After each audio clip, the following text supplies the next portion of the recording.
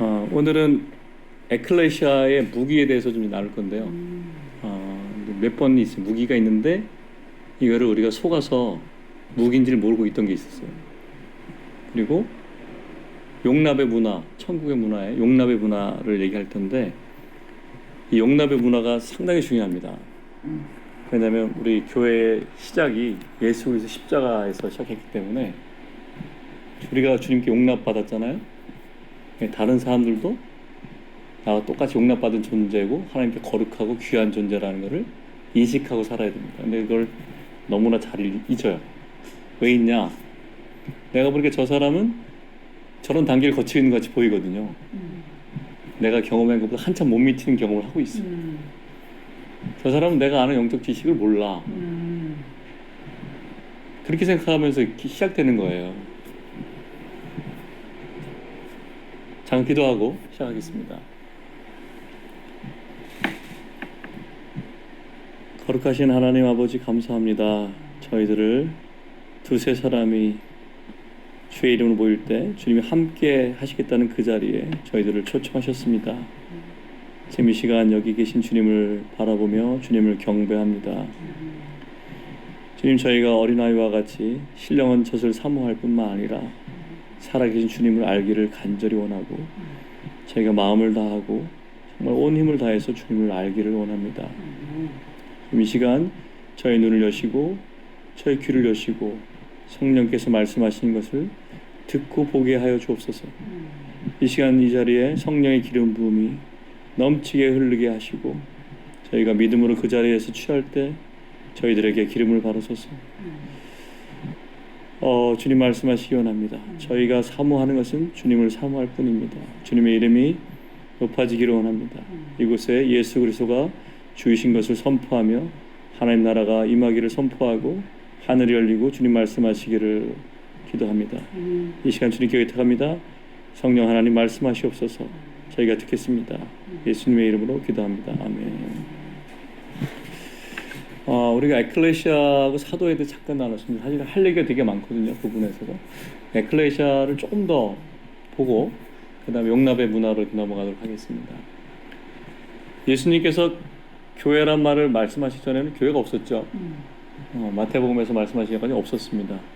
예수님이 성도들이 이렇게 모이는 거를 에클레시아다 이렇게 얘기하니까 교회가 된 거죠. 예수님 시대에 사는 사람들은 누구나 그 로마의 에클레시아가 뭘 하는지 다 알고 있었어요. 에클레시아가 뭐였냐면 깜짝 놀라실 수 있는데 로마가 식민지를 통치하기 위해서 만든 총독부가 에클레시아였어요. 예수님은 에클레시아라는 단어를 사용하셔가지고 교회의 목적과 역할이 뭔지 제자들이 그냥 직관적으로 알 수 있도록 이렇게 가르쳤어요. 다른 말씀하실 수도 있었는데 말이죠.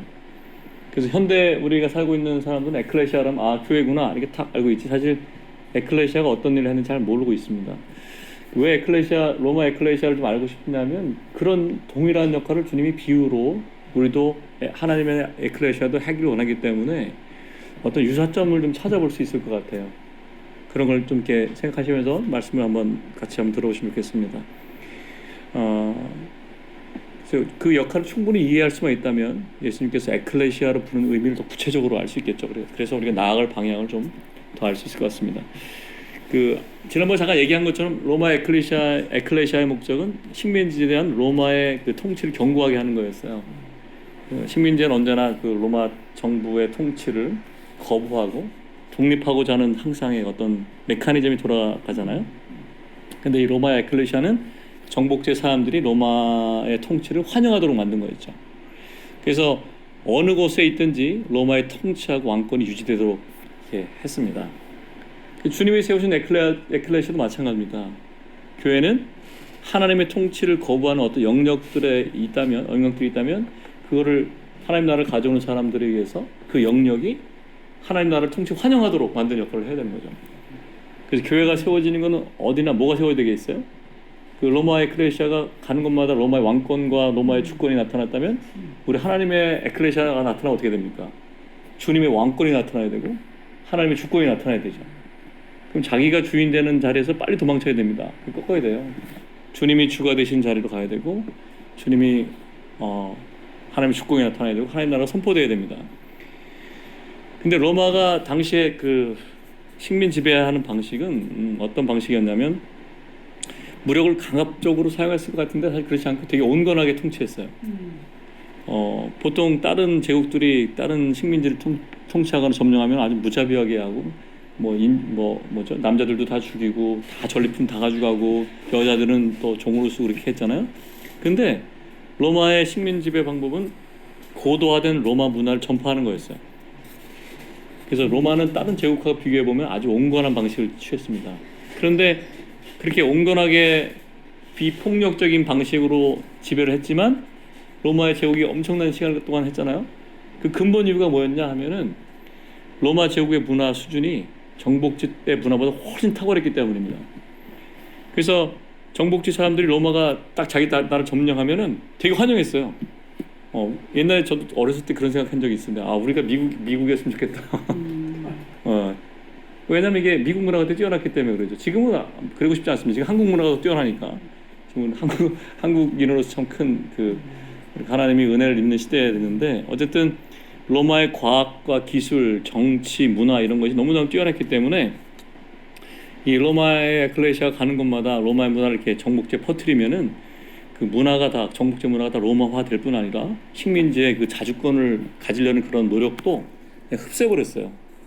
그러니까 교회 역할도 원래 그래야 되는 거죠. 교회는 이 땅에 천국의 문화를 딱 가져가서 사람들 딱 만났을 때 사람들이 교회를 딱 마주치면은 와 이게 뭐야 이래야 되는 거죠. 세상 우리한테 없던 건데 하나님 나라가 임하니까 내 삶이 이렇게 바뀌네. 물론 당연히 뭐 영어 공부뿐만 아니라 문화가 바뀌지 않습니까? 우리나라의 선교사들이 와서 했던 일이 그 일을 했습니다. 세브란스를 세우고 그죠? 대학교를 세우고 문맹을 퇴치하고 그분들도 이런 역할을 했어요. 우리나라에. 참 감사한 분들입니다. 그래서 천국의 에클레시아는 하나님의 문화와 하나님의 나라를 또 하나님의 통치를 하나님의 주권을 세상 사람들이 받아들이도록 환영하도록 만드는 것이 에클레시아 임무예요. 똑같은 거예요. 자 여기까지는 저희가 지난번 했던 얘기를 다시 한번 반복한 거고요. 자 그러면 이제 로마가 그 당시에 왜 다른 민족이 로마를 환영했는지 그 로마에 있었던 탁월한 기술도 몇 가지를 한번 말씀을 한번 드려보겠습니다. 들으시면 다 알고 있던 거야 이렇게 얘기하실 거예요. 자, 로마의 아주 탁월했던 기술 첫째는 길을 만드는 기술이 세계 최고였어요. 그 당시에 모든 길은 땡땡으로 통한다. 로마로 통하는 거죠. 당시에 그 로마는 길을 만드는 데 있어서 세계에서 가장 뛰어난 기술을 가진 그 나라였습니다. 그래서 사람이나 마차나 전차가 빠르게 움직일 수 있는 그 길을 만드는 기술을 갖고 있었기 때문에 로마의 통치가 지중해 전역을 다 통치해도 모든 것이 뭐 기동력 있게 다 다스릴 수 있었죠. 그 좋은 길을 잘 닦아서 빠르게 군사가 이동했기 때문에 군사적으로도 무력 진압하는데도 아주 효율적으로 잘했습니다. 그래서 그렇게 광활한 영토를 다 이렇게 로마화하고 관리하는데 큰 무리가 없었던 거죠. 그 로마를 향하는 온 세계에서 로마를 향한 길을 닦으니까 이 군대만 갈 뿐 아니라 물자도 가잖아요. 그러니까 로마의 상업이 번성하게 됐습니다. 그러니까 군대뿐만 아니라 또 문화적으로도 또 재정적으로도 아주 그냥 번성을 누렸습니다. 그리고 로마 자체는 그 문화가 자기들이 만든 게 별로 없거든요. 그래서 그리스 문화를 이렇게 흡수했어요. 알렉스 대왕 이후에 퍼져갔던 그 제국이 로마로 다 흡수되면서 원래 알렉산더 대왕이 했던 그 그리스 문화 그게 온전히 흡수가 됐죠. 로마는 자기들이 만들지 않았지만 정신적인 문화도 다 흡수했던 겁니다. 둘째는 이게 좀 약간 획기적인데 수로를 만드는 기술이 탁월했어요. 수로. 그래서 당시 로마는 그 수로를 만드는 기술을 갖고 있었거든요. 그러니까 로마의 지배 아래 들어가면 가는 도시마다 자기가 살고 있는 도시에 수로가 뚫리는 거야 이렇게. 수로를 통해서 물이 공급되니까 사람들의 삶의 질이 확 바뀐 거죠. 옛날에 물 들어 막 가고 막 사람들이 가고 마차로 가고 그랬는데 물이 그냥 오니까요. 더 이상 물을 확보하기 위한 노동력이 필요하지 않아도 되겠죠. 더 중요한 이겁니다. 근데 도시의 위생 상태가 확 변했어요. 전염병으로 아프거나 죽는 사람들이 확 줄었습니다. 그 도시의 생활 수준도 비교할 수 없이 막 좋아졌고 도시 규모도 확대됐어요. 그러니까 로마가 통치하고 정복해주니까 자기가 살던 지방이 개발되어 그 삶의 질이 바뀌어요. 처음에는 뭐 민족주의, 애국주의식으로 이렇게 반기를 들었던 사람들도 점차 지나보니까 뭐 나쁘지 않네. 그리고 그렇게 강압적으로 이렇게 탄압하지 않았거든요. 다 인정해줬어요 그 지역을. 뭐 괜찮네. 로마 지배가 더 좋다 이렇게 생각했습니다. 그리고 이제 세 번째로는 새로운 시설들을 건축했어요. 그 로마의 에클레시아는 식민지 도시마다 이제 처음 보는 건축물을 한 거죠. 예를 들어서 뭐 아까 잠깐 얘기 하려다 말았는데 그 수세식 화장실이 있었어. 수세식 화장실. 세계적으로 그 동물하고 식물, 뭐 사람의 분뇨 이런 거 있잖아요. 이 문제를 해결한 지가 100년밖에 안 되거든요. 근데 2000년대 로마는 이미 이렇게 있었어요. 그러니까 도시마다 수도로 연결된 물을 아까 끌었잖아요. 그걸 가지고 상수도 하수 문제를 해결했어요. 그러니까 로마의 위생 상태, 청결 상태는 거의 지금하고 맞먹는 수준이었습니다. 그 사람들은 자기 지역에 살다가 이제 로마로 가보면은 거긴 똥 냄새가 안 나는 거예요. 옛날에 따른 문헌을 보면은 몇층 이렇게 있잖아요. 그럼 인분을 다 바닥에다 돌에 다 버렸거든요. 그 전염병이 계속 돌았습니다. 창궐했습니다. 근데 로마가 오면 이게 수로 문제 해결되고 이게 수세식 화장실 생겼기 때문에 그런 문제 해결된 거예요.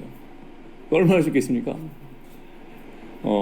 그러니까 전염병도 줄어들고 사람들 사는 삶의 질도 쾌적하게 되고 아주 좋았죠. 그리고 아시다시피 로마는 가는 곳마다 공연장을 줬거든요. 뭐 그래서 뭐 글라디에이터 이렇게 해서 뭐 검투사들이 검투도 하고 연극도 하고 나중에는 거기서 이제 그리스도인들도 불태워 주기 했지만 그런 광장을 만들어서 사람들 문화를 이렇게 이끌어갔습니다. 선도해 갔습니다. 처음에는 이렇게 문화적으로도 이질감을 겪어도 사람들도 당연히 매번 정기적으로 일어나는 무슨 뭐 검투 경기라든가 연극이라든가 무슨 마차에 관련 뭐 무슨 쇼라든가 이런 걸 보면서 내가 살아갈 만하구나 이렇게 생각했기 때문에 반역할 그런 마음이 많이 사라지게 됐죠. 또 공중 모기통도 그때 당시에 있었어요. 그래서 주로 통치자들이 쓰는 것이었는데 로마 에클레시아는 어떻게 했냐면 그 민족의 지배한 민족계에 있는 그 리더들을 불러가지고 그 목욕탕에서 그 목욕도 시키고 향락도 베풀고 해서 그 지배층들을 포섭하는 걸 사용했어요. 그래서 이렇게 더 주는 거죠. 원래 자기들 귀족이었을 때보다 더 많은 걸 줘. 로마가 와서 이렇게 향락도 제공하고 돈도 내주고 비즈니스할 기회도 만들어주고. 그러니까 정복지 지도자는 어떻게 했어요? 자기가 원래 있던 것보다 더 잘 살게 됐는데, 그러니까 어떤 그 나라 민족을 위해서 결정해야 될 시점에 됐을 때 이 사람들이 어떻게 선택했을까요? 로마의 통치가 이어지는 게 좋겠죠, 자기는. 그러니까 이 사람들이 오히려 로마 편에 서서 백성들을 이렇게 선도하고 이렇게 선무하는 그런 역할을 했습니다. 그러니까 사람들이 이렇게 생각한 거죠. 로마가 된 데에게 나도 로마 시민이야. 이렇게 된 거예요. 그래서 그렇게 로마 시민이라는 네, 로마 시민이 되고 싶었던 거예요. 그러니까 사람들은 성경이 잘 안 나와 있지만 뭐 역사서 따로따로 해서 모르지만 이렇게 조합해 보면은 양쪽 일반 역사랑 교회사를 접합해 보면 이게 로마 총독부가 했던 일이 이런 일이었구나. 그래서 예수님이 에클레시아라고 했구나. 이런 역할을 한다는 걸 보여주기 위해서 사람들은 어쨌든 로마 통치를 환영했고 즐거워했고 아주 그냥 열광적이었고 로마인이 되게 바랬어요. 그래서 성경에도 보면 많은 돈을 주고 샀다 말이잖아요. 근데 태어난 사람은 바로 로마 시민권 받지만 무슨 천부장인지 백부장인지 그 사람은 당신은 태어남부터 로마인이냐? 난 돈 주고 샀다 말이잖아요. 그래서 아무튼 이 에클레시아라는 기구를 통해서 총독부를 통해서 제국의 통치를 굳건하게 했고 영향력이 지중해 전역에 이르게 했어요. 자, 이제 이거는 일반적인 얘기고 진짜 이제 우리는 이 로마 에클레시아랑 비교해서 어떤 생각을 하고 있을까? 뭘 알고 있어야 되냐? 이게 중요하겠죠? 아무튼 예수님은 에클레시아라는 단어를 의도적으로 쓰셨고 교회가 해야 될 일을 제자들에게 가르쳐 주셨습니다. 우리는 에클레시아로 부름받았잖아요. 그죠? 그러니까 우리가 여태까지 나누고 배운 걸 생각해 보면 에클레시아가 뭡니까? 이 세상을 주와 그리스도의 나라로 바꾸는 기관이란 말이죠. 세상을 천국화하는 거예요. 먼저는 나부터, 가정부터, 그 다음에 주위부터 세상의 빛과 소금이 되는 역할을 나가야 됩니다. 그 예전에 어떤 모임 다닐 때는 일반 기독교계에서 문화 활동하는 거 되게 뭐라 그랬잖아요. 저런 거 막 그죠? 그게 아니었던 거예요. 천국의 문화하는 게 더 중요했던 겁니다. 우리 스스로 종교적인 생활을 했던 것보다. 로마의 에클레시아가 그냥 한 게 아니잖아요. 로마가 가지고 있을 땐 그 당시 최첨단 기술과 문화를 장착해가지고 그 임무를 수행할 수 있었습니다. 그렇다면 예수님께서 세상 모든 권세를 하늘과 땅의 모든 권세를 내게 주셨으니 너희는 가서 모든 족속으로 제자를 삼아 아버지와 아들과 성령의 이름으로 세례를 주고 이렇게 말씀하신 거 있잖아요. 그럼 주님이 우리한테 그냥 아무것도 안 주고 보내셨을까요? 이거 생각해봐야 될 거죠. 로마 에클레시아는 성공할 수 있었습니다. 왜? 로마에 탁월한 문화가 있었고 로마의 기술이 있었어요. 그렇다면 교회에 주신 탁월한 문화랑 기술이 있을 거 아니에요. 그런 거 생각해 본 적 없죠. 혼자만 이렇게 구원받아서 여기가 저거 여기 내 뼈를 묻어야 이런 생각만 했지. 주님이 나한테 주신 게 뭐가 있을까? 예수님 제자는 그랬어요. 성령이 임하시면 너희가 권능을 받고 성령을 받고 성령이 너희에게 임하시면 권능을 받고 이거를 우리가 정말 많이 회개해야 됩니다. 정말 우리가 성경을 알고 이해하고 이 지적인 동의를 하는 걸 믿음이라고 착각하고 살아요. 잘못하면. 그러니까 어떻게 보면은 그 자매님 말씀하신 것처럼 아는 거가 아는 게 아닐 수도 있는 거예요. 주님을 모를 수도 있어요. 우리가.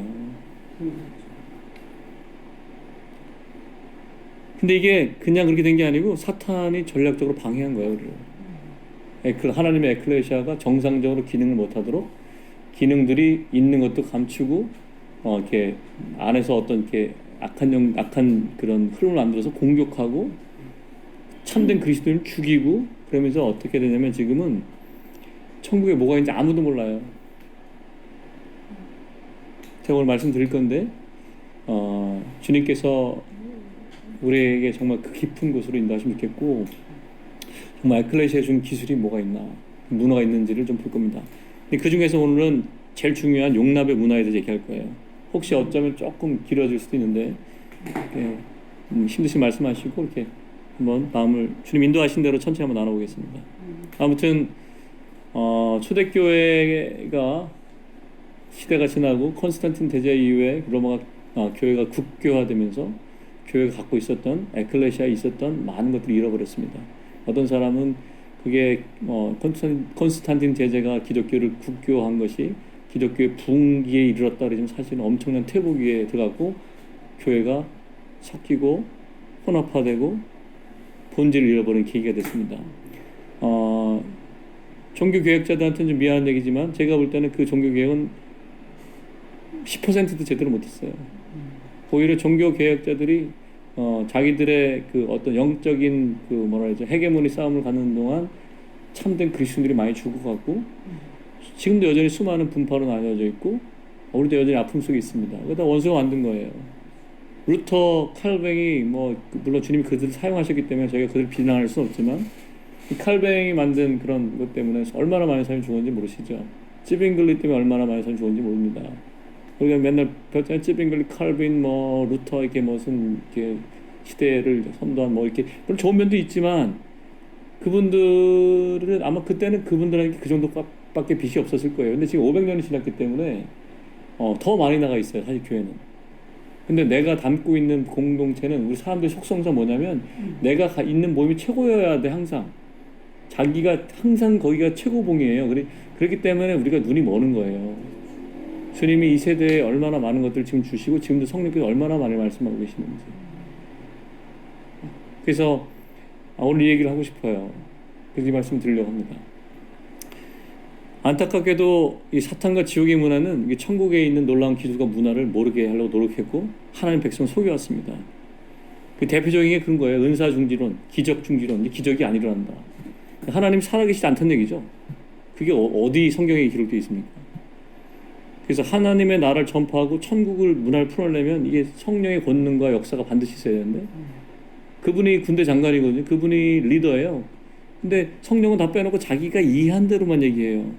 자기가 이해한 대로 동조하는 사람들끼리 얘기하다가 다른 사람, 자기랑 다른 사람 만나면 저 사람이 이상한 거지. 누가 이상한 거예요 원래? 자기가 이상한 건데.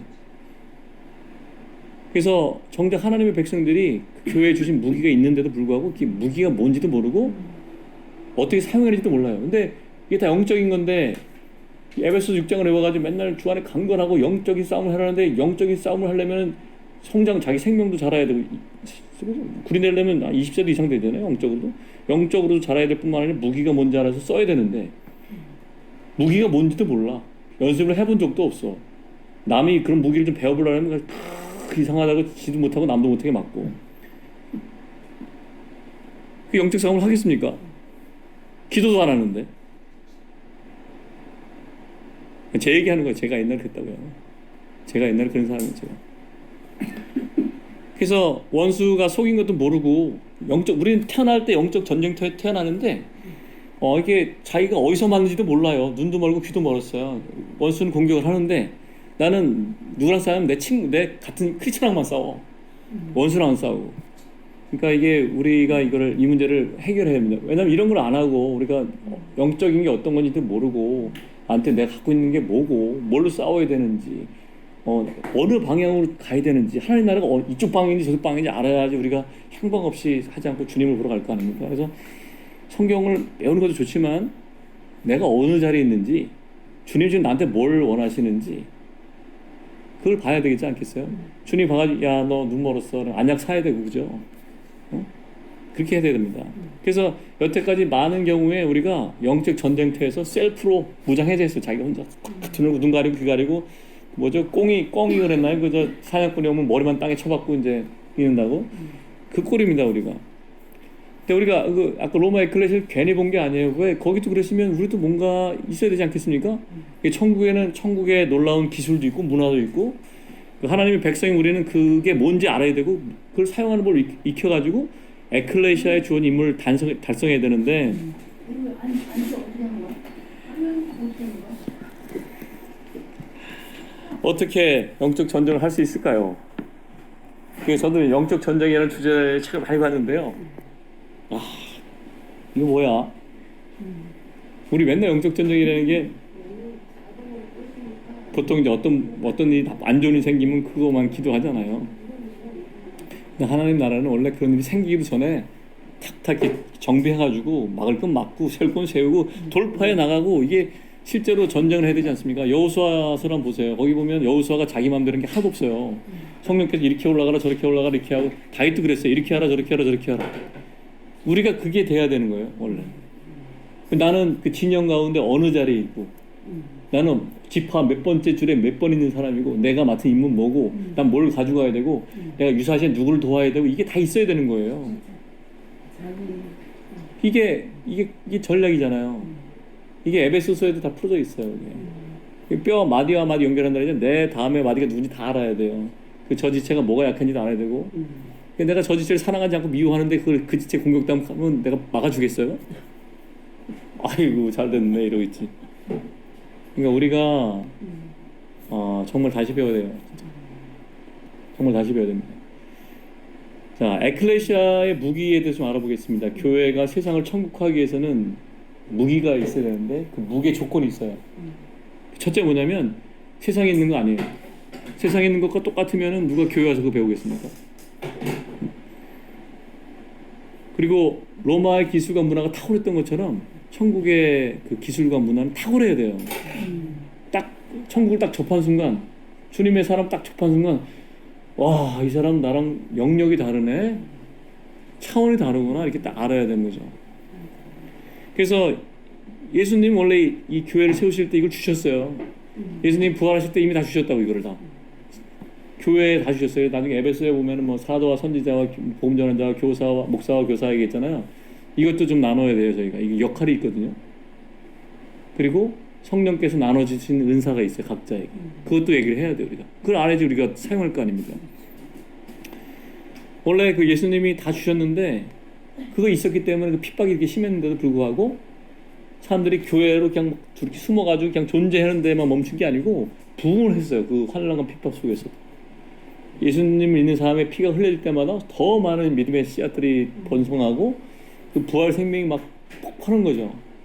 그 가장 핍박이 심했던 시대 그 카타콤이라는 그 지하 무덤에 들어가서도 거기 숨었지만은 사람들은 여전히 교회를 찾아왔고 성도가 이렇게 되고 싶어 했어요. 이게 생명을 잃을 수도 있었는 상황이었는데 그게 아무런 문제가 없었던 거예요. 왜? 이 다른 세계를 본 거예요.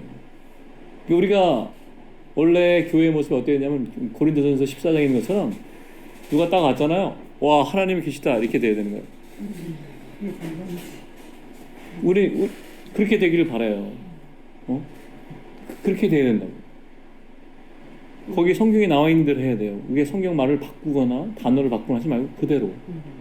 그리고 주님이 역사하시도록 기도해야 됩니다.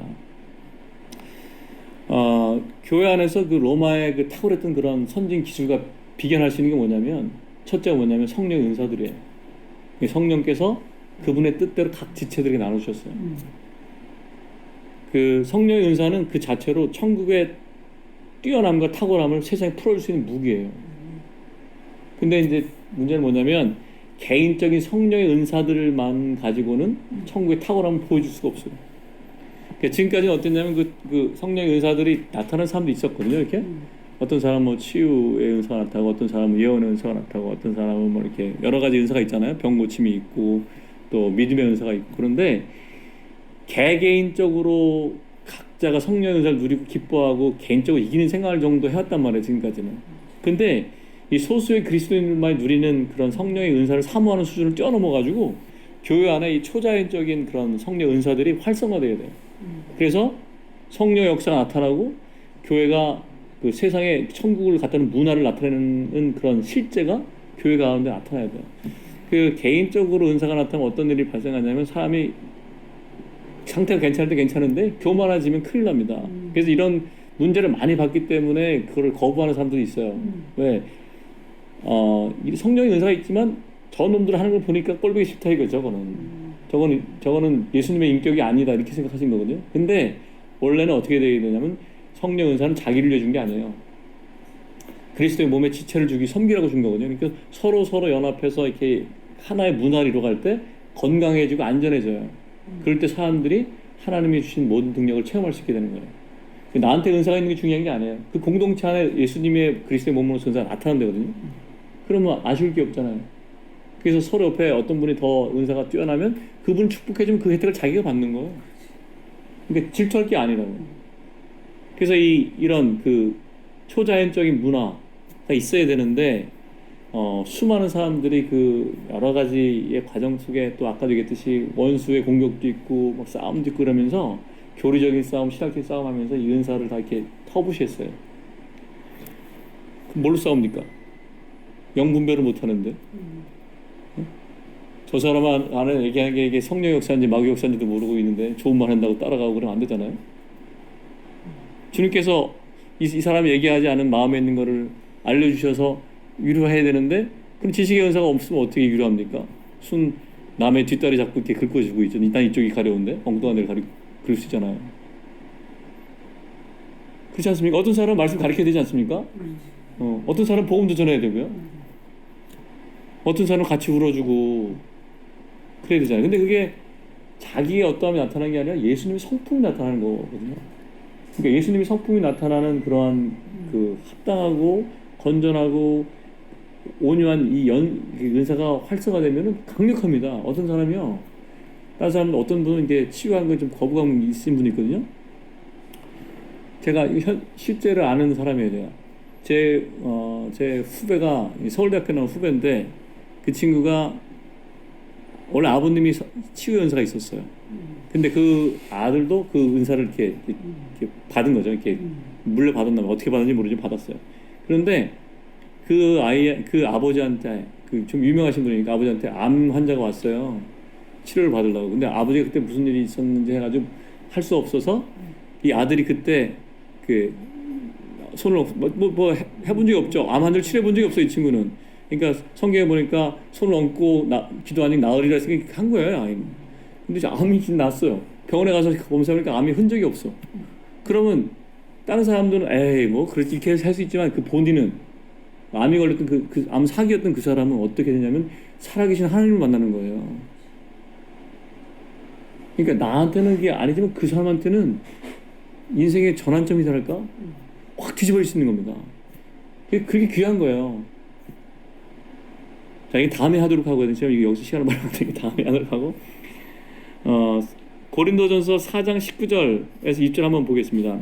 제가 그 카톡에 안 올린 것 같은데 고린도전서 4장 19절 20절 제가 한번 읽어볼게요. 주께서 허락하시면 내가 너에게 속히 나가서 교만한 자들의 말이 아니라 오직 그 능력을 알아보겠으니 하나님 나라는 말에 있지 않고 오직 능력에 있음이라. 이 능력이란 말이 헬라어로 두나미스거든요. 두나미스. 이거는 사람의 능력을 얘기하는 게 아니고 성령의 초자연적인 능력을 얘기하는 거예요. 두나미스란 말이. 그러니까 사도 바울에 대해서 뭐 사도십도 의심하고 막 여러 가지 일이 많았잖아요. 그러니까 막 바울에 대해 비방을 했는데 바울이 없어도 될 것처럼 막 얘기하고 공격했겠죠. 바울이 뭐라 했냐면 내가 너한테 가서 알아볼 건데 니네 하는 말을 알아볼 게 아니고 거기 성령의 역사가 있는지 성령의 능력이 나타나는지 그걸 보겠다고 얘기한 거예요. 하나님 나라는 능력이 있습니다. 말에 있지 않고. 우리가 아직도 너무나 말 많은 사람들 속에 살았거든요. 말만 하고 머리로 이해하고 말만 하고. 그리고 성령에 대한 어떤 부분들 전부 다 자기 안에 오는 무슨 뭐라 해야죠 이거? 뭐라 합니까 이거? 감동을 받았다 뭐 이래가지고 그걸로 끝내려고 그래요. 그것만 수준이 아니에요. 성령의 역사가. 아무튼 성령의 그 신령 은사들에 대해서 지난 2000년 동안 교회를 속여왔습니다. 누가 어떤 단계마다 그랬냐면 콘스탄트 대제 때 그랬고, 그 다음에 아까 말씀드린 종교개혁 때 그랬고, 그 종교개혁의 칼벤의 후세들이 대부분 다 은사 중지론자의 역할을 하고 있습니다. 지금도. 근데 그 라인에 구원파 지방교회 다 포함되어 있어요. 거기 다 그쪽 라인이에요. 방언도 폐하고 뭐 자기들 못한 건 다 없다는 거죠. 근데 어떤 사람도 하거든요, 그걸. 그러니까 그걸 우리가 만약에 성령의 은사에 대해 자기가 모르면 주님 앞에 겸손하게 구하시면 됩니다. 신령 은사를 사모하라 했으니까 주님 앞에 주님 제 안에도 이런 성령 은사가 나타나도록 역사해 주십시오. 그러니까 안 주시면 할 수 없는 거지 뭐. 주시면 어떻게 됩니까? 자기를 위해 써야 됩니까? 교회를 세우기 위해 써야 되는 거죠. 자, 어쨌든 그 성령의 은사가 중지되었다. 기적은 더 이상 일어나지 않고 중지됐다. 이제 더 이상 그런 거 하면 이단이다. 뭐 그렇게 얘기하는 사람도 있거든요. 이건 성령이 아니라 악령이다. 뭐 이런 사람도 있어요. 참 무서운 얘기입니다. 그 성령을 해방하는 죄를 짓는 거예요. 그런 얘기를 하는 거는. 성령도 모르면서 자기가 막 그런 얘기 막 하는 거거든요. 이게 뭐냐면 원수가 에클레시아 하나님 교회인 에클레시아가 영적 무기를 사용할 수 없게 하려고 이 종교적이고 율법적인 사람을 통해서 가라지 뿌린 거예요. 가라지 엄청 많아요. 근데 가라지 뽑으려고 하지 마시고 놔두세요. 주님이 알아서 하시길 놔두시고. 아무튼 이런 말을 한 사람들은 어떤 뜻이냐면 이런 은사가 중지됐다 이렇게 얘기한 사람들은 뭐냐면 믿음을 통해서 오는 기적 있잖아요. 믿음을 통해 오는 기적. 그리고 주님이 창조해 가시는 성령님의 능력을 인정하지 않고 원래 우리가 하는 게 믿음의 본질이 전능하신 하나님을 믿는 거잖아요. 원래 초자연적인 분을 믿는 거거든요. 그 믿음이 있어야 실체를 접근하는데 믿음이란 영역 자체를 부인하는 거예요. 뭐만 알고 있는 자기들이 이해하는 인지 능력, 지적 능력만 생각하는 거예요. 그래서 자기가 이해하는 말로 다 해가지고 꽤 맞춰가지고 다 말로 하는 거예요. 저도 조심하는데 헬라어, 히브리어 가능하면 안 하려고 하거든요. 자꾸 이렇게 해가지고 막 저는 게 최소한 하려고 하는 거예요. 중요한 얘기만. 이게 사람들이 아는 지성이 성령의 역사를 대체할 수 없어요. 사람들 다 지옥으로 끌고 갑니다. 너무 센가요? 아니요. 그래서 성경적인 지식적 추구 있잖아요. 총명한 사람도 있어요. 총명한 사람. 논리적이고 이성적인 동의에 머문 상태에서 자기도 스스로 영적으로 무기력하고 무능력해요. 그뿐만 아니라 거기서 멈추면 괜찮은데 성령을 따라서 막 진짜 정말 성령을 따라서 한 발에도 나가려고 이렇게 전심을 쏟고 있는 사람들의 선한 싸움 싸우는 사람들을 막아섭니다. 이렇게 막아서 몰아내요. 그리고 그걸로 안 되면 정죄해요. 자기도 모르면서. 그래서 제가 이 말씀 드리고 싶어요. 로마서 이런 말씀 나오거든요. 너희가 순종함으로 의의 몸을 드리면 의의 병기를 드리면 그 의의 병기가 뭡니까? 이게 의의 병기라는 게 영어로 웨펀이에요. 웨펀. 무기예요. 너희 몸을 주님께 드리면 주님이 나를 통해서 내가 하나님 영적 싸움 할 수 있는 무기가 된다고. 그럼 뭘로 싸울 겁니까? 맨날 이렇게 이렇게 뭐라 했냐 인생의 비밀 이런 것만 나눌 거예요. 그걸로 구원받는 게 아니에요. 성령이 역사하셔야지 구원을 받지. 성령이 내 마음을 안에 여기다 씨앗을 뿌려야지 이렇게 탁 터놔야지. 주님 살아계시니 이렇게 되는 거지. 성경을 외워보세요. 안 돼. 성경을 외워도 되는 사람이 있습니다. 어떤 사람들인데 아무튼 저희가 좀 이렇게 근본적인 사고의 전환을 하기 위해서 이렇게 말씀을 드린 거예요. 그러니까 제 말씀 들으신 분들은 저를 용납하시려 생각하기 때문에 그냥 이렇게 편하게 하는 거예요. 그래서 만약에 주님이 혹시 허락하시면 그 성령의 교회에서 교회에서 주신 그 성령의 은사들 먼저 성령님이 어떤 분이신지, 성령은 어떤 역사를 하는지, 성령은 어떤 마음을 품으셨는지, 어떤 은사를 나눠주시는지, 어떻게 나눠주시는지, 그 받은 사람은 뭘 해야 되는지, 그걸 가지고 어떻게 교회를 세울 수 있는지를 내가 얘기를 하고 싶어요. 그래서 우리 지난번에 주신 말씀을 이제 어제 나왔던 말씀 다시 한번 읽어보겠습니다. 같이 한번 읽어보죠. 카톡 보시면 더 빠르지 않을까요? 로마서 1장 11절. 이게 제가 이제 말씀을 드렸기 때문에 이 말씀이 이제 이해가 되실 거예요. 이제 찾으셨나요? 로마서 1장 11절. 자, 로마서 1장 11절 한번 보겠습니다. 찾으셨죠? 시작. 내가 너희 보기를 간절히 원하는 것은 어떤 신령한 은사를 너에게 나눠주어 너희를 견고하게 하려 함이니. 여기 신령한 은사 할 때 영어로 spiritual gifts예요. 성령의 은사. 고린도전서 12장 1절. 형제들아, 신령한 것에 대해서는 나는 너희가 알지 못하기를 원치 아니하노니. 사도 바울은 고린도에 있는 형제들한테 너희가 신령한 은사를 알기를 원한다라고 쓴 거예요. 명백하게. 14장 1절. 사랑을 추구하며 신령한 것들을 사모하되 특별히 예언을 하려고 하라. 이 자세에 대해서 얘기한 건데, 우리도 주님 앞에서 이 신령한 것들 사모하는 마음을 가져야 됩니다. 주님 앞에 주님 신령한 은사를 주님 저에게도 풀어주셔서 이렇게 기도해야 됩니다. 특별히 예언을 하라고 하라 했는데 이건 다음에 말씀드리겠습니다. 이게 길어지기 때문에. 누가복음 11장 13절을 같이 읽어보겠습니다. 너희가 악할지라도 좋은 것을 자식에게 줄 줄 알거든 하물며 너희 하늘 아버지께 구하는 자에게 성령을 주시지 않겠느냐 하시니라. 여기 뭐라고 그러냐면 밑에 절에 너희 하늘 아버지께서 그랬죠. 이미 우리랑 어떤 관계예요? 아버지와 아들 관계에 생명 안에 들어온 사람입니다. 근데 이미 우리 성령을 받았잖아요. 그럴 때 되는 거죠. 근데 뭐라고 했습니까? 성령을 주시지 않겠느냐 그랬죠. 누구한테 준다 그랬습니까? 구하는 자에게 준다 그랬죠. 이 말씀도 잘 기억하셔야 됩니다. 우리가 주님 앞에 성령을 구하셔야 됩니다. 우리가 성령의 더 깊은 곳으로 갈 수 있도록. 그래서 성경에서 말씀하신 대로 성령의 뜻대로 각 지체들에게 장착해 주셔가지고 영적인 싸움을 할 수 있는 무기로서 우리에게 주신 이 성령의 신령 은사들이 있는데, 이걸 겸손한 마음으로 사모하시기를 예수님의 이름으로 축복합니다. 이 성령의 은사들은 구원을 우리가 믿음으로 값없이 받았잖아요. 성령 은사도 마찬가지예요. 믿음으로 받는 거예요.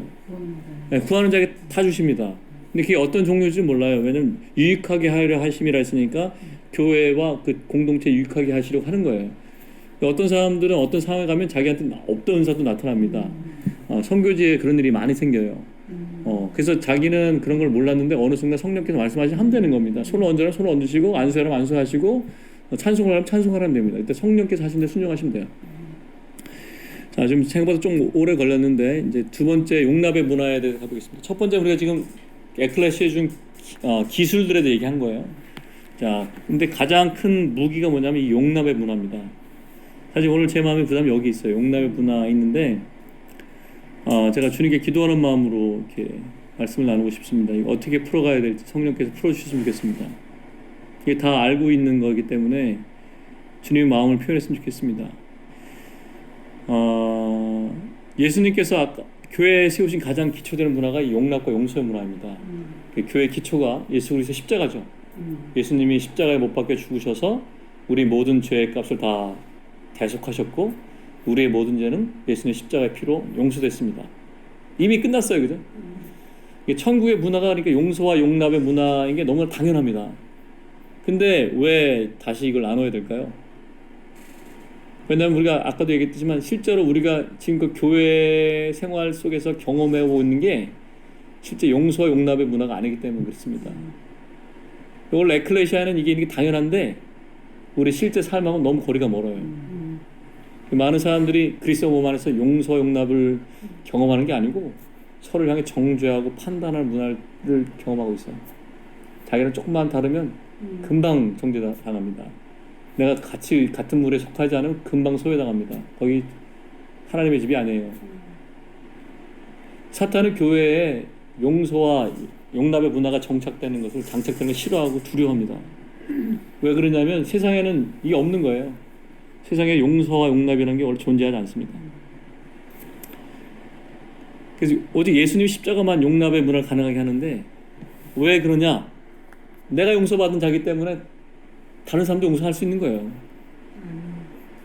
다른 사람도 예수님 피값을 이미 용서받은 사람이고 하나님께 귀한 아들이거든요. 그래서 용서하는 거죠. 그 사람 좋아서 하는 거 아닙니다. 네, 왜냐면 내가 용서 안 하면 우리 아버지가 아프시니까. 형제들이 싸우는 거 보면 부모가 얼마나 아픕니까? 주님 아프실 거예요. 사탄의 지배하에 있는 세상에는 오직 정죄하고 판단만 있습니다. 근데 사람들이 타인으로부터 정죄와 판단을 받아서 고통을 받고 있는데 그들 역시 다른 사람을 보고 똑같이 해요. 정죄하고 판단하며 살아갑니다. 다른 사람이 자기를 무시하고 얕보지 않게 하기 위해서 기회가 되면 한 칼을 준비하고 있습니다.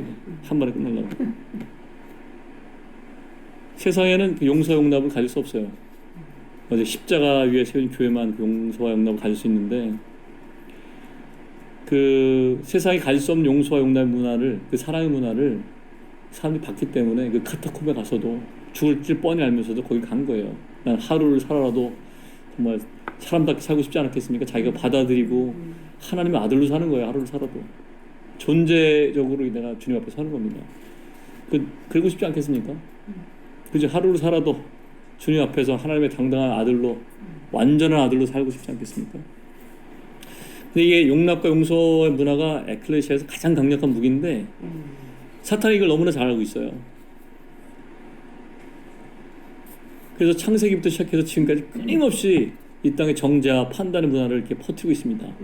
사람들로 서로 비난하게 하고, 정죄하게 하고, 관계 속에서 서로 상처받게 하고, 소외받게 하고, 정죄받고 정죄하고. 이게 지금 빠져나올 수도 없어요. 자기도, 그리스도인들 다 그래요. 그래서 결국 어떻게 되냐면 아무한테도 사랑을 못 받는 감정을 얻게 돼가지고 비참하고 고독하고 절망적인 삶을 살아가는 거죠. 그리고 교회에서 그러면 정말 더 비참해요. 30년 40년 동안 내가 주님의 형제로 생각했는데 이렇게 차갑나, 속이 막 서늘해. 막 저 사람 난 그래서 저 사람 해보려고 그랬는데 너무 이게 뭐라 해야죠? 그거 뭐라 합니까? 이거 뭐라고 표현해야 되나? 할 말이 없어요. 저는 이 일 마음이 너무 오랫동안 있었으니까 다시는 난 이런 데 돌아가고 싶지 않다. 차라리 아둘람굴이 더 따뜻할 것 같아. 같이 도망온 같은 그 사람들 끌어안고, 그죠? 아이고 네 마음 내가 안다. 같이 이렇게 울어야지. 아니 잘못하면 눈물 나는데 이게.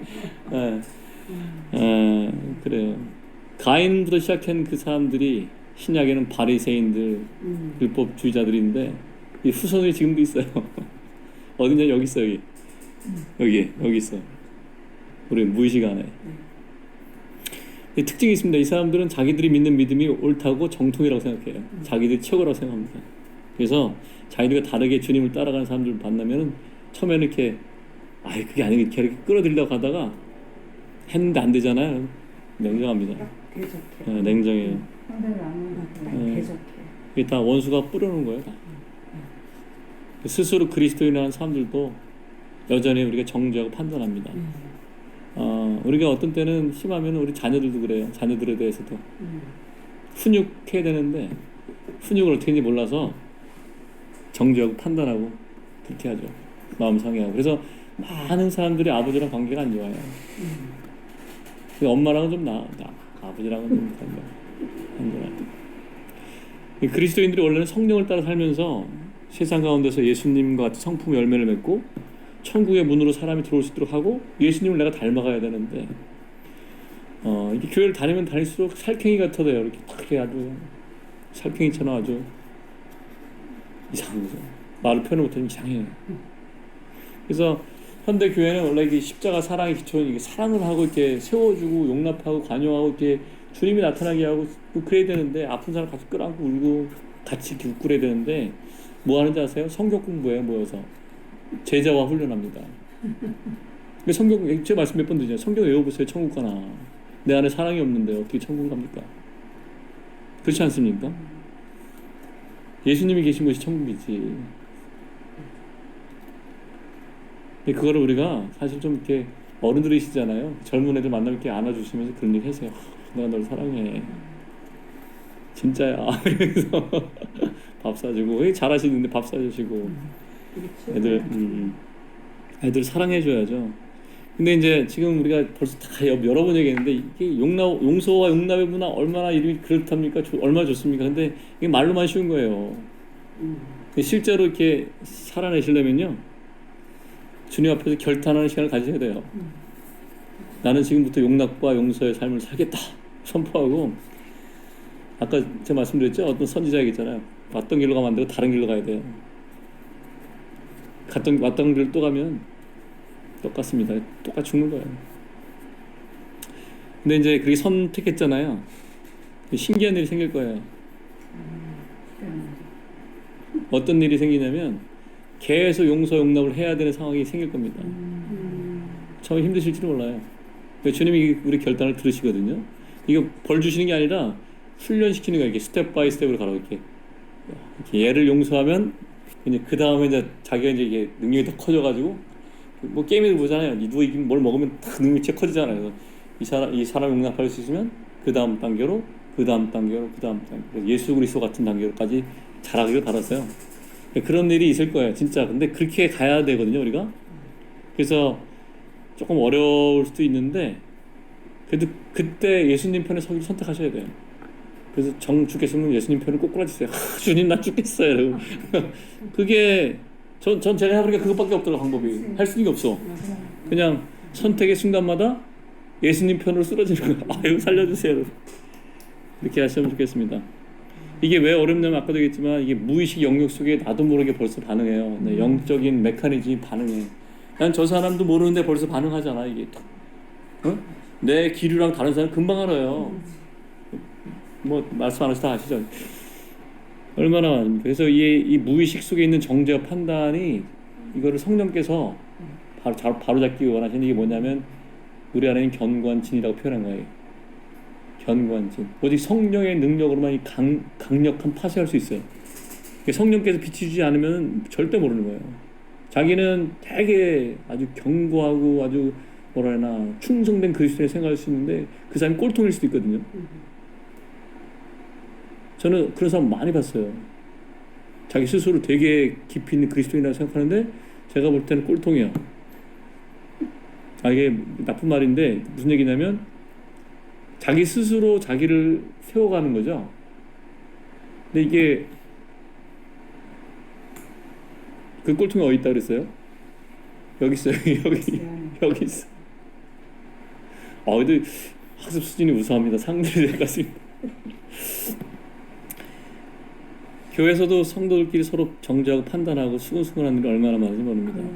밖으로는 잘 드러내지 않지만은 거의 모든 영역에서 누군가를 자기가 보는 수준을 판단하고 자기 생각에 동의하지 않는 사람 쫙 레이더에 걸리잖아요. 그러면 그 사람 처음에 나랑 똑같이 만들려고 해.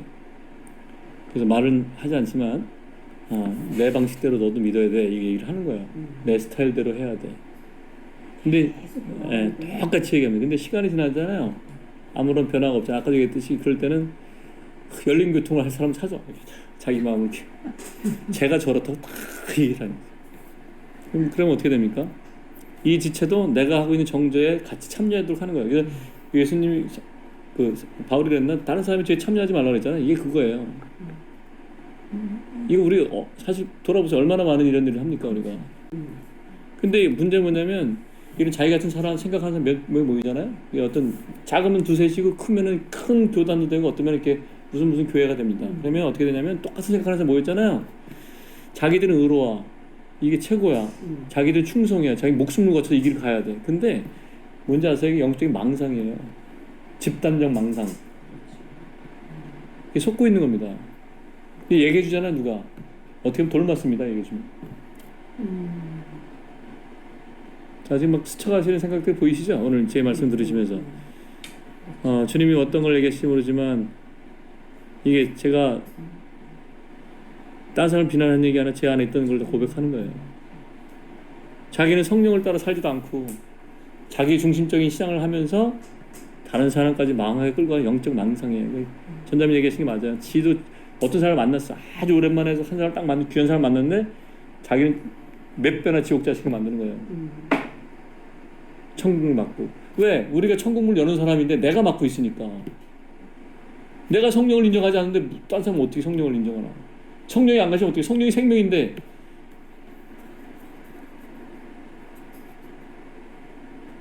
그래서 참 이런 말씀을 나누면서도 참 이렇게 주님께 감사도 하고 회개도 되고 성령께서는 원래 믿는 사람들 각자 한 명 한 명씩 수준에 맞춰서 완전하게 한 명씩 한 걸음씩 인도하십니다. 그걸 이해해야 돼요. 내가 믿어온 방식하고 저 사람 믿어온 완전히 다를 수밖에 없는 거예요. 근데 우리 자꾸 선생이 되려고 하거든요. 그리스도께서 선생인데 왜 내가 선생이 되는? 성령께서 그 사람을 이렇게 인도해 가시고 계시다는 걸 믿고 존중하고 축복하고 중보해 줘야지. 왜 날 따라야 돼? 나는 그렇게 믿은 거는 내가 그렇게 설명하지 않으면 나는 이해를 못하는 그런 사람이니까 그렇게 설명하신 거지. 내가 이상하니까 그렇게 설명하신 거예요, 주님이. 근데 왜 저 사람은 정상적으로 하고 있는데 왜 저 사람까지 이상하게 만들어야 돼? 근데 저기 참 이게 놀라운 발견입니다. 제가 마음에 주님이 나한테 어떤 걸 알려주셨잖아요. 그건 내가 그런 사람이기 때문에 그렇게 가르쳐 주신 거예요. 어떤 사람이 어느 교회 가서 구원받잖아요. 그 사람은 거기 가서 받아야 돼. 그리고 나서 어떻게 되는지 아십니까? 그 전에 거쳐왔던 수많은 하나님의 은혜를 줬던 사람들을 다 무시해. 근데 사실 여기 가기 전에 이게 있어야 가는 거예요. 그리고 딴 사람 여기서 다 구원 받는데 이 사람은 이상해서 여기 늦게까지 와서 여기서 받은 거야 구원을. 지가 이상해서 간 거야. 근데 그걸 갖고 우리는 저기 말할 게 아니지. 유구무원도 아니고 뭐라 해야지. 자가당착에 뭐라 해야 됩니까? 근데 그걸 다 우리가 했잖아요. 저도 했어요. 근데 제가 이런 걸 알게 되면서 엄청나게 회개했어요. 제가 특히 이제 선교사님들, 목사님들 욕한 거 엄청나게. 제가 정말 많이 회개했어요. 내가 진짜 주님을 모르는구나. 저도 팍팍 찌르네. 근데 우리 가운데 이 서로의 용납하고 용서의 문화가 없으면요, 진정한 의미에서 영적 성장이나 성령 역사가 나타나지 않습니다. 세상에 있는 사람이 자기도 세상에 정죄받아 죽겠는데 교회 왔는데 똑같이 정죄받아봐요. 오고 싶나? 저 이 얘기 몇 번 했잖아요. 오고 싶지 않아요. 왜 갑니까? 여기를. 근데 대부분 교회에서 복음 전하는 것까지는 괜찮아요. 똑같은 거 전하니까. 근데 이제 제가 이 글을 정리하면서 그렇게 느꼈어요. 왜 그럴까 도대체? 왜 이상해질까? 사람들이 처음에 교회 오면은 사람이 이제 복음을 듣잖아요. 어디서 듣든 사실 다 들었는데 여기 와서 자기가 깨달은 거지. 들었는데 예수님의 사랑을 딱 사랑을 경험해요. 그래서 감동을 해가지고 막 여기가 진짜 여기가 아주 그냥 새로운 세상이죠. 여기가 그냥 너무 이런 곳이 있다니 꿈도 꾸지 못했네 모르면서 그죠? 그런데 사실 여기에 다 있었거든요. 내가 자기가 여기서 한 거니까 감사하고 다 풀면 되는데 그걸 못하고 여기가 다 배척을 해. 그 모임에서 구원받았기 때문에 감격했기 때문에 마침내 가장 영적이고 합당한 곳에 왔어. 저희가 이제 여기가 최종 목적지예요. 이제 더 이상 갈 데가 없어. 뼈를 묻어야 돼. 그 모임에서 구원받았기 때문에 감격했기 때문에 마침내 가장 영적이고 합당한 곳에 왔어. 저희가 이제 여기가 최종 목적지예요. 이제 더 이상 갈 데가 없어. 뼈를 묻어야 돼. 근데 그렇게 알았던 형제나 자매들이 거기서 진짜 머물러서 진짜 하나님의 나라가 임할 때까지 머무냐? 그렇지 않더라고요. 제가 잔원 모임에 많이 다니지는 않았지만 자기가 그렇게 했단 말이야. 지금 말씀하신 것처럼 거기서 진짜 뭘 새로운 걸 봐서 은혜도 받았고 막 구원도 받았다. 근데 그 사람이 거기 계속 머무냐? 그렇지 않더라는 거예요. 그렇죠. 그러니까 때가 있고 시기가 있고 자기가 감당할 수 있는 분량이 있다는 게 너무나 아멘이에요. 네, 아멘입니다. 네, 맞아. 주님이 그 때와 시기를 조절하시고 또 인도하세요. 또 이렇게 또 인도하세요. 나는 엘림이 왔다 생각했지만 네, 이렇게 인도하십니다. 네, 또 갑니다. 인도하시고. 네, 지금도 인도하시고 앞으로도 인도하시고 주님 오실 때까지 인도하시겠습니다. 근데 그거에 인도에 이제 많은 것을 교회 생활하면서 우리가 안에 그 성령의 어떠한 말씀하심을 따라서 아닌 게 느껴지고 보이잖아요. 네, 그럴 때 기도해야 돼요. 그렇죠. 그게 되게 중요합니다. 정말 간절히 기도해야 돼요. 네, 아멘. 저는 한 5년을 기도했어요. 근데 저 자신을 보더라도 나의 어떠함이 거기 머물게 하는 거지 그 사람들의 어떠함이 머물게 하는 건 아니거든요. 맞아요. 그 모였을 때 나의 어떠함 저 사람의 어떠함이 아니라 왜 그 사람 속에 있는 주님을 발견하고 주님이 오르십니다라고 고백할 때 저희는 화답하고 갈 수 있는 부분이 있는데 주님이 오르십니다가 아니라 항상 내가 오른 거야. 그러니까 모든 기준이 맞아요. 그의 나라가 거기 임하지를 못하는 거예요. 자, 또 계속 해보겠습니다. 어떤 공동체 안에 자기도 모르게 이제 정죄와 판단 문화가 있어요. 그 새로운 성도가 오면은 이미 그들 안에 어떤 만연한 정죄 문화의 카테고리 안에 이렇게 들어가게 돼요. 그래서 하나님을 만나고 처음에 구원의 감격이 있지만 신의 열정도 생기고 뭔가를 하기 시작하면서부터 그 공동체에 보편화되어 있는 가치라 그럴까요? 그 실제 문화에 따른 어떤 행동 양식을 요구받아요. 그렇기 때문에 첫 번째 처음에 공동체의 소수가 모였을 때 이 공유된 천국의 문화틀을 잘 닦아야 돼요. 그래서 사도 바울이 그렇게 얘기한 거예요. 내가 지혜로운 건축자와 같이 터를 닦았다. 그 얘기예요. 그 터를 잘 닦아야 됩니다. 오직 예수 그리스도를 닦아야 돼요. 어떤 주의나 입장이나 어떤 교리가 아니라 예수 그리스도와 천국의 문화를 따라야 돼요. 그래서 저희가 기도가 이거죠. 지금 우리 터를 잘 닦았으면 좋겠다. 기존 멤버들이 하고 있던 어떤 공동체 안에 이제 공유된 문화를 따라가지고 그다음 똑같이 하면 좋은 그리스도인이 됩니다. 거기서 그 기존 멤버의 행위에 동의하지 않거나 공동체가 요구하는 어떤 수준에 이르지 못하면은 그 사람은 이제 문제가 되는 그리스도인이 되는 거죠. 그래서 자기도 모르게 그 공동체만의 그 독특한 정죄와 판단의 문화, 율법주의 안에 빠져들어가요. 다 그렇게 하고 있어요. 주일 집회 참석하는 거나 뭐 교회에서 섬기는 거나 봉사하는 거나 헌금이나 뭐 자기 공동체에 속한 신앙 고백 있잖아요. 뭐 하는 거 있잖아요. 거기만 하는 거. 그 어떤 성경 읽기 방식도 특이한 거 있잖아요. 기도도 어떻게 하고 이런 성경에서 나와 있는 것까지도 다 포함되는 거예요. 그들이 하는 문화가 있어요. 처음에는 동의하지 않고 이상하다고 생각했는데 점차 시간이 가면서 자기도 그렇게 하지 않은 사람 보면 이상해져요. 그래서 그 정죄하는 문화에 동화돼 가요. 그래서 어떻게 되냐면 결국이 뭐냐면 자기도 모르게 심각한 수준의 영적 교만으로 나갑니다. 보이시죠? 이 무슨 말씀하는지 아시죠? 왜 그러냐면 어떤 사람들은 그 하나님 말씀을 이런 경우도 있어요. 하나님 말씀을 읽고 듣고 하면서 말씀에 순종하는 삶을 살려고 노력을 해요. 어떻게 보면 좋아 보이잖아요. 다른 사람이 보면 그게 되게 경건하고 아주 신실한 형제라고 자매라고 볼 수 있는데 이 사람이 스스로 성경에서 말씀하고 있는 그 의로운 열매들이 있거든요. 그런 자기 삶의 열매 이렇게 비교해 보다가 자기가 의롭지 않은 걸 발견해서 어떻게 보면은 믿음을 떠나면 어떻게 되냐면 자기 스스로 정죄감에 빠집니다. 그래서 어떻게 되면 낙심하게 되고 우울감에 빠져요. 근데 이게 한 번 끝난 게 아니고 계속 반복해서 하거든요. 반복해서 어떤 자기 이기지 못한 어떤 그 사이클에 들어가요. 그러면 끊임없이 분투하는 필사적인 노력합니다. 실패하고 다시 또 올라갔다가 바라든지 안 되면 또 죄책감에 빠지고 우울함에 빠지고 슬픈 그리스도인들이 되는 거예요. 세상에도 못 가고 하나님 나라의 그 실천에도 못 가고 이런 사람 엄청 많습니다. 로마서 7장에 있는 거예요. 왔다 갔다 다 경험해 보셨죠? 예. 근데 시편 36편 9편은 뭐라 되냐면 진실로 생명의 원천이 주께 있사오니 주의 빛 안에서 우리가 빛을 보리라 이렇게 있잖아요. 시편의 이 말씀은 성령께서 빛 비춰 주실 때 그 안에서만 참 보는 게 참되다 이렇게 얘기한 거거든요. 그래서 성령의 빛 안에서 자기가 보게 되면 어떻게 되냐면 이제 예수 그리스도 이미 이루신 구속 역사 안에서 우리 자신이 다 이미 죄에서 해방됐고 성령의 법 안에서 죄와 사망에서 해방된 그 하나님의 자녀의 정체성을 갖게 되거든요. 주님과 함께 기뻐하고 주님과 함께 슬퍼하고 또 승리를 하려고 노력하는 게 아니라 승리를 확인하는 부활의 영역으로 넘어가요. 이 영역 안에 앞으로 제가 말씀드린 이유는 다 이미 겪으셨지만 아까 방금 전에 말했던 그런 상황에 있는 그리스도인을 많이 만나게 되시면 이 하나님의 자녀의 정체성 안으로 이끌어 주셔야 돼요. 그들을 격려해 주시고 주님의 마음으로 품어주시고 용서받았다고 계속 얘기해 주시고 그 다음에 그거 안 믿어요. 용서받았다 얘기해도 잘 안 믿어요. 그게 복음이거든요. 너 용서받았다. 괜찮아. 넌 용납됐어. 얘기해 주시고 그를 세워서 부활의 영역을 이끌어 주시는 역할을 하시면 됩니다.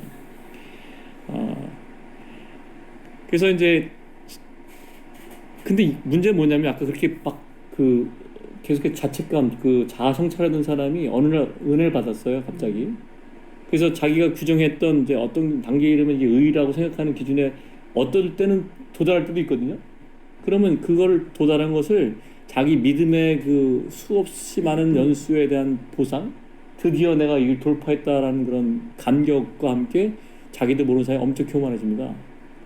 이게 부활 생명에서 자유케 한 게 아니라 자기가 이렇게 노력해서 뭐가 된 거라고 생각하는 사람이 있죠. 스스로 뭐가 된 것처럼 생각하는 사람이 있어요. 그 사람은 간증도 할 수 있거든요. 내가 나한테 주님이 이렇게 말씀했어. 이렇게. 몇십 년 전에 했던 걸 이렇게. 근데 다른 그 문제는 뭐냐면 거기서 끝나면 괜찮은데 다른 사람이 똑같은 체험 안 하잖아요. 영적으로 자기랑 똑같은 경쟁이 안 일어났잖아요. 그러면 심한 경우에는 저 사람 구원을 못 받았나 이렇게 생각해요. 제가 여기 모임에서 봤어요 그런 사람. 그렇게 말하는 사람. 문제의 핵심이 뭐냐면 의의 기준을 자기가 결정하는 거예요. 많아요 그 사람. 예수 그리스도가 우리 의라 그러셨잖아요. 너희는 하나님께로 나서 그리스도 예수 안에 있고 그리스도 예수는 너의 의가 됐다고 분명히 얘기했는데 그거를 받아들여야 되는데 그게 아니라 자기가 경험한 어느 게 의가 돼가지고 그 구원의 체험과 단계가 있어야 다 그 사람들은. 그렇게 안 하면 인정을 안 해요. 근데 제가 볼 때는 그 사람이 제일 큰 문제예요. 그렇지. 그래서 그런 부분들 좀 생략을 하고 제가 좀 나누고 싶은 말씀이 좀 많이 있었는데 시간이 많이 갔기 때문에 좀 생략하고 훈육하고 정죄에 대해서 좀 차이점을 좀 설명을 하겠습니다. 그 전에 여기 잠깐 말씀 좀 드릴게요. 성경은 우리한테 이미 용서받은 존재고 하나님의 자녀라고 말씀하십니다. 그리고 이 자녀가 자녀로 머물기를 원치 않고 자라서 아비와 같은 단계까지 성장하기를 바라죠. 하나님 나라를 상속받을 수 있는 사람, 다시 말하면 천국의 문을 열어서 예수 그리스도를 보일 수 있는 하나님 나라의 유업을 자기도 받고 남도 받을 수 있게 도와주는 사람, 그 단계까지 이르기를 원합니다. 그래서 우리가 이제 하나님의 자녀라는 정체성을 갖게 되면 어떻게 되냐면 이제는 우리가 노력하지 않고 자연스럽게 성령께서 인도하신 대로 나아가게 됩니다. 그래서 하나님 자녀의 삶으로서 의로운 삶을 살게 됩니다. 살려고 노력하는 게 아니에요. 사라져요. 그래서 하나님의 공의와 심판에 대한 어떤 두려움 때문에서 의롭게 살기 위해서 발버둥 치는 게 아니고 주님이 우리를 사랑하셨기 때문에 주님을 사랑하는 그 자발적인 사랑의 동기로 자원함으로 순종의 의로운 삶을 살게 됩니다. 아까 잠깐 나눴지만 주님이 언제 재림하실까 이런 두려움 때문에 아니면 긴장을 풀면 혹시 이기는 자 대열에서 떨어질까 이렇게 해서 몸부림치면서 자기를 처복종을 시킨 게 아니고 신랑 되신 주님을 너무너무 사랑하기 때문에 그 주님의 마음을 그 예수 그리스도의 심장을 내 마음에 품었기 때문에 자연스럽게 신부의 삶을 그냥 살아가는 거예요. 자연스럽게. 그런 사람들이 지혜로운 다섯 처녀입니다. 성령의 기름 부음이 당연히 있죠. 왜? 주님을 사랑하는 심장을 예수의 심장을 내가 갖고 있으니까. 그게 기름 부음이 그건데. 예수 그리스도의 마음이 기름 부음인데. 그래서 예수 그리스도의 마음을 품었으면 좋겠습니다. 그러시면 주님이 안 데려가시겠어요? 예수 그리스도의 마음을 품은 신부를. 그게 지혜로운 다섯 처녀의 비유입니다. 하나만 더 정리해 놓아가면 다른 사람도 정죄하잖아요. 그게 어떤 뜻이냐면 내가 심판자의 자리에 서는 겁니다. 그러면서 뭘 갖냐면 심판받는 사람에 대해서 심리적으로 내가 우월감을 갖게 됩니다. 영적인 교만의 자리로 가는 거예요. 이 정죄 판단이 자기 자신의 영적 성장을 막는 적일 뿐만 아니라 이 공동체의 엄청나게 큰 적입니다. 그래서 영적 우월감을 세우는 게 아니라 진정한 행복은 내가 용서받았고 용서받았음을 알고 감사하고 그런 자리인 거죠. 훈육과 정죄 차이만 하고 마칠게요. 빨리. 훈육하고 정죄가 약간 비슷하거든요. 이렇게 잘못을 지적하는 면은 같잖아요. 좀 이렇게.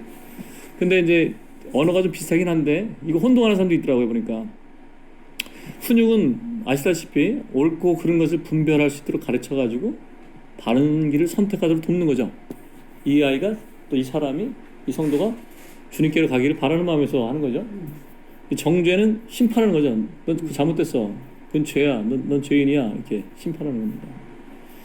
근데 이제 이게 되게 중요한데 제 선우가 축구하잖아요. 축구장에 가면 이게 엄청나게 나타납니다. 어떤 게 나타나냐면 게임하다가 그 지도자의 성품하고 관계된 건데 어떤 애가 못하면 욕을 하는 감독이 있어요. 이러면 애가 그 얘기를 들으면 어떻게 될까요? 더 플레이를 잘할까요? 아니면 위축이 될까요? 주눅 들어서 못합니다. 어떤 사람은 어떤 감독은 이렇게 막 했는데 패스를 잘못했어요. 근데 시도가 좋아서 잘했어 그렇게 하는 거예요. 다시 한번 해봐 이렇게 하는 사람이 있습니다. 이거는 뭘까요? 이건 훈육이죠. 이게 무슨 문제가 있냐면 이걸 알고 가셔야 돼요. 이게 너무너무 중요합니다. 우리가 사람을 정죄하게 되면 이 사람이 수동적으로 빠지게 돼요. 그래서 스스로 하나님 앞에서 능동적으로 자원해서 주님을 섬기려는 노력을 안 하게 돼요. 그 사람만 봐갖고 그 사람만 보게 됩니다. 자기를 지적해서 그 사람 눈치를 보게 돼요. 이 사람은. 근데 누군가 만약에 괜찮아 다시 해도 돼. 원래 어렸을 땐 그렇게 하는 거야. 그 틀리지 않고 어떻게 배우니? 실수해도 괜찮아. 특히 너 선생님 앞에 실수 많이 해야 돼. 이렇게 얘기해 줘봐요. 얘가 어떻게 되냐면 하나님의 부르심 앞에 자기가 시행착오를 하다가 씁니다. 이렇게 자원해서. 두려워하지 않아요. 왜? 그 사람 나를 중보하는 엄마고 형제고 형이고 동생이잖아요. 괜찮아. 해봐. 교회가 어떤 문화가 돼야 되겠습니까? 왜냐하면 왜 이런 말씀을 하냐면 우리가 그리스도 안에서 온전한 자를 세우고 싶잖아요. 정죄는 두려움을 낳습니다. 두려움을 낳기 때문에 자원할 수 있는 용기를 뺏어가서 교회가 성장하는데, 지체들이 성장하는데 엄청난 방해가 되는 큰 적입니다. 근데 실패해도 정죄받지 않고 용서받으면 어떻게 되냐면 능동적으로 자기에게 말씀하신 성령의 음성을 따라서 하나님이 나를 부르신 자리에 설라고 나갑니다. 이렇게 담대하게. 그래서 용납의 문화가 왜 이렇게 중요하냐? 이게 각자 성도들을 각자 하나님이 부르신 그 부르심에 살아갈 수 있도록 격려해 주는 거예요. 받아주고. 그 용납과 용서가 없으면은 그리스도 안에 있는 각 지체들을 이렇게 온전하게 세울 수가 없는 것이죠. 그래서 교회가 성령님이 자유롭게 역사할 수 있는 공간을 만들려면은 실패해도 정죄받지 않고 이렇게 뭐랄까요? 다시 한번 일어설 수 있는 그런 시간을 갔으면 좋겠습니다. 부모들이 부모 세미나 가면 하는 얘기인데 보통 부모들 한 3가지, 4가지를 나누는데 여기 3가지만 얘기하면 어떤 사람은 권위적인 부모, 권위 있는 부모, 허용하는 부모, 허용적인 부모, 이게 3가지 그룹이 있다고 생각해 보세요. 어느 부모가 제일 좋은 부모 같으세요? 권위적인 부모, 권위 있는 부모, 허용하는 부모. 어떤 부모가 되고 싶으십니까? 권위 있는 부모가 최고 좋은 부모입니다. 그러니까 주님의 권위가 나타나는 네, 주님의 말씀으로 아이들을 훈육하고 훈계하고 책망과 책망하지만 사랑해서 이를 격려하고 세워주는 거죠. 그러면 하나님 사랑 안에서 권위가 나타나거든요. 근데 제일 나쁜 부모가 뭔지 아세요? 허용적인 부모가 제일 나쁜 사람이에요. 애가 원하는 데 다 해주는 거죠. 아프면 아프다, 좀 좋다, 다 이해해주는 것 같아, 다 좋은 사람 같지만 이 아이가 나약해도 자기 스스로 인생을 못 살게 합니다. 나는 잘못된 부모예요. 그래서 제가 지금 이렇게 설명을 드린 거는 우리가 이제 그 훈육에 대해서 제가 사실 준비한 말씀이 많은데 다른 얘기를 하다가 이렇게 많이 빠져가지고 넘어갔는데 우리가 어떤 모든 것을 그냥 다 옳다, 괜찮다가 아니라는 얘기를 하는 거예요. 훈육이라고 했을 때. 왜냐하면 훈육이라는 것은 어떤 부분에 잘못됐으면 그 부분을 다시 반복하지 않고 앞으로 나갈 수 있도록 도와주는 거잖아요. 그러니까 우리가 주님 안에서 성령 안에서 빛 가운데 분명하게 이건 네가 고칠 건 고쳐야 되고 이건 잘못했어. 하지만 너는 그럼에도 불구하고 용납받고 사랑받는 아이야. 너는 앞으로 다시 할 수 있어. 그 실수를 반복하지 않겠죠. 아무튼 오늘 이런저런 얘기를 제가 준비한 거와 상관없이 막 두서없이 하다 보니까 막 지나갔는데 오늘 그 에클레시아를 로마와 비교해서 한번 봤습니다. 그죠? 우리 에클레시아에 주신 천국의 문화, 용납의 문화를 했는데 그 전에 뭘 했냐면 성령의 은사를 어떻게 쓸 것인가 살짝만 얘기가 넘어갔습니다. 그래서 제 마음에 이제 글을 적으면서 느꼈던 거는 신령한 것을 사모하는 마음을 계속 가졌으면 좋겠고 우리가 주님께서 우리를 그리스도 안에서 천국의 문화 안으로 터를 닦으실 때 이때 기회거든요. 나 혼자 힘든데 같이 내려놓으면 좋잖아요. 우리가 갖고 있었던 것 사실 우리가 알고 있는 많은 것들이 무의식 속에 있는 것들도 잘 모른단 말이죠. 성령께서 빛 비춰주시기 기도하고 정말 주님이 만약에 우리에게 새로운 곳을 열어주시면 만약에 주님의 성령 은사도 주시고 뭐 여러 가지 주실 수 있잖아요. 그러면 값없이 받은 거면 값없이 나눠주고 다른 지체를 세워주고 이렇게 용납해주고 그런 시간이었으면 좋겠다 이런 소망이 있었습니다. 그래서 오늘 혹시나 주님 혹시 비춰주신 게 있으시면은 이제 뭐 우리 마음을 나누기보다 먼저 좀 기도하는 시간을 잠깐 가졌으면 좋겠어요. 통성으로 각자 주님이 주신 거에 대해서 이렇게 좀 제가 기타 반주 좀 해드릴 테니까요. 그래서 잊어먹지 말고 성령께 한번 기도하는 시간을 좀 가지시고 나서 서로 나누는 시간을 가지면 좋겠습니다. 아멘. 주님 감사합니다. 주님 감사합니다. 주님 감사합니다. 주님 감사합니다. 주님 감사합니다. 주님 감사합니다. 주님이 말씀하시기 원합니다. 주님 필요한 말씀들 새겨주시고 빛 비춰주시고 우리 안에 부딪혔던 말씀들 주 앞에 순종할 수 있도록 용기 주셔서 감사합니다. 주님 이 시간 주님 앞에 모든 걸 내려놓기로 합니다. 성령님 저희를 씻으시고 새롭게 하소서. 제가 예수 그리스도의 편에 서겠습니다. 주님 그동안 저희가 잘 알지 못해서 정죄하고 판단하는 부분들 주님 앞에 가져갑니다. 용서해 주셔서 감사합니다. 주의 보혈이 있어서 감사합니다. 주님 저희가 주님 앞에서 돌이키겠습니다. 또한 주님 저희를 마음에 신령한 것을 사모하는 마음을 주셔서 감사합니다. 저희가 그동안 용기가 없어서 구하지 못했지만 주님 저희가 하나님의 성령의 것을 구하고 성령의 충만을 구하고 성령께서 주시는 모든 귀한 자들을 사모합니다.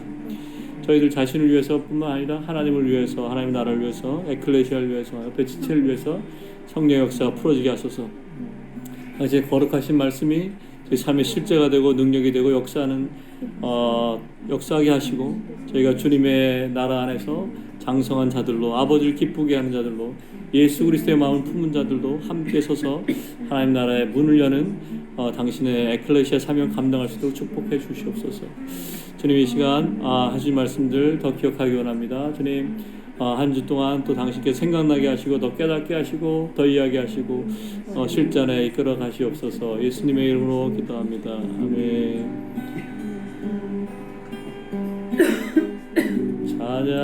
찬양하라 내 영혼아 찬양하라 내 영혼아 내 속에 있는 것들아 다 찬양하라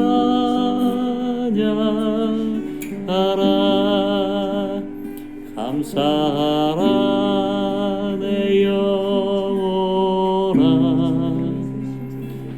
감사하라 내 영혼아 내 속에 있는 것들아 다 감사하라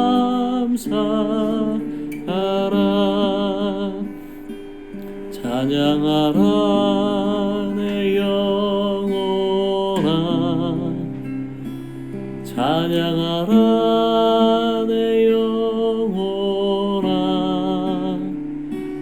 내 속에 있는 것들아 다 찬양하라. 제가 기도하겠습니다. 주님 감사합니다. 저희들을 사랑하시고 저희들에게 말씀해 주셔서 감사합니다. 저희가 모르는 영역에 있어서도 저희 혼 안에 있는 무의식적 안에 있는 모든 감춰진 방들도 성령님 찾아오셔서 빛으로 비추시고 그 방들을 열으시옵소서. 깨끗한 방들로 주님을 위한 방들로 예배되게 하시고 저희들의 또 상처받은 감정들 치유하시고 또 상처를 줬던 거 생각나게 하시면 그것도 회개하게 하시고 성령의 실제 가운데 인도하시기 원합니다. 주님 오늘 주님이 말씀하신 것처럼 저희들도 하나님의 신령한 것을 사모합니다. 주님이 원하시면 이 자리에 참석한 모든 자들에게 성령의 은사가 풀어지기를 선포합니다. 당신의 거룩한 은사들이 귀한 은사에 풀어지고 또 하나님 나라에서 귀한 무기로 영적 전쟁할 수 있는 장비될 수 있는 정말 주님의 군사들로 일어설 수 있도록 축복합니다. 주님 저희들 함께 하셔서 감사합니다. 감사합니다. 예수님 찬양합니다. 예수님의 이름으로 기도합니다. 아멘.